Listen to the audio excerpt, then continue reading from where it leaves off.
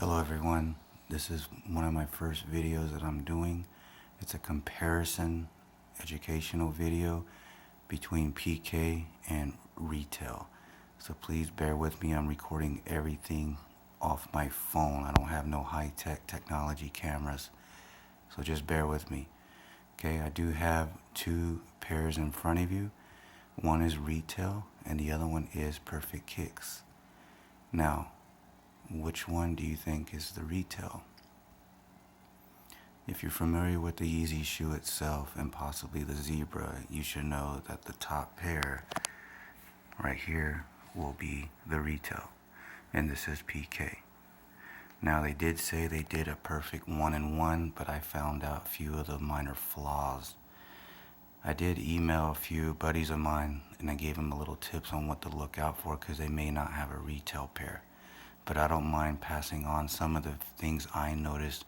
There may be a few other things that I haven't seen yet, but by checking the shoe inside and out, I found a few flaws that were very eye-catchy and to notice. So let's start from the beginning. One thing I did notice when they sent me the shoe, you could tell right off the bat, the pull tab spacing. It's really spaced out apart. The retail pair is pretty much real close. I would say about a pinky nail spacing. So again though, pull tab is slightly far away. On the back side, the yellowing, hopefully you can see better with my light. Retail's on the right and the left, PK. It's a little bit more yellowish, brighter yellowish, I call it brownish, on the PK opposed to the retail. It has a slight lighter color instead of a darker color. The other thing I noticed is some of the striping. I don't know, depending on the size. These are both size 11. As far as the striping goes on the PK, a little bit more coloration. Also the bridge of the pull tab. If you notice on the PK, it's a little bit smaller on the bridge. As far as the retail, it's a longer bridge that goes across. Again though, some of the striping patterning may be different from size to size or just different patterns from shoe to shoe because they cannot really get the exact pattern layout on every shoe. But you know what? When it's on your foot, no one's really going to make a big difference unless they have it in their hand. The other thing I noticed on the shoe, as far as the differences, is the dots. If you notice on the dots, on the retail and the PK, see the dots are a little bit more defined. If I can zoom in that good. Now look at the PK. They're not as defined, they're a little bit more smaller. So if you look at the two, they kind of a little bit more bolder, they stick out more. Also, there's one little black stripe that comes out right under the toe box on the PK and nothing on the retail.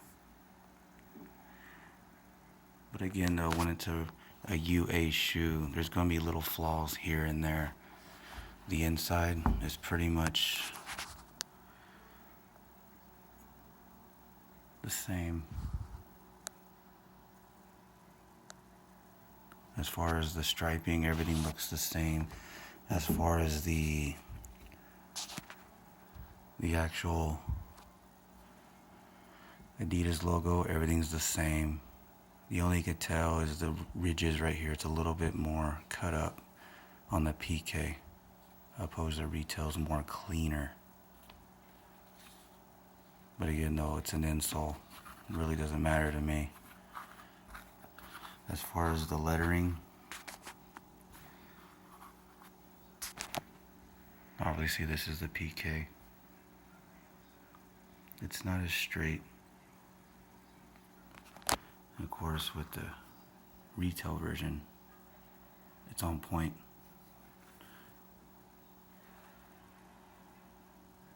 See the difference?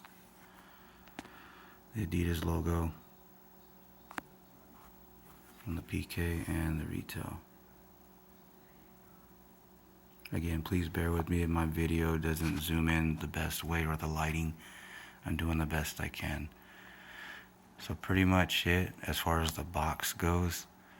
The box is a box, you know, it doesn't really matter. But if you're looking to buy as far as resale, you know, just do a little research, compare the two. But again, though, they could just be photoshopping other people's shoes and you get ripped off. But I knew what I was getting because I had one retail and one PK and I wanted to compare the difference.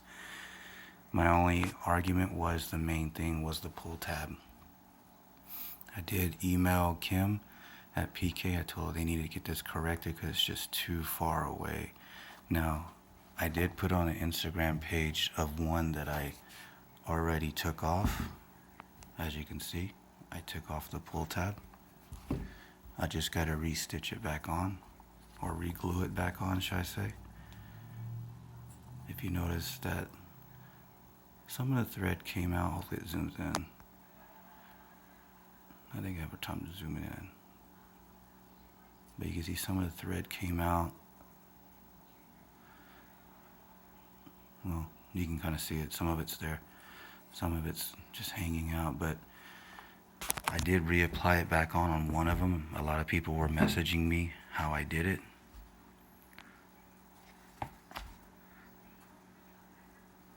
So I did put it back. I glued it back on so it's a little bit closer, just like the retail. You can see how close it is. See how close it is? So I did my best putting it back on.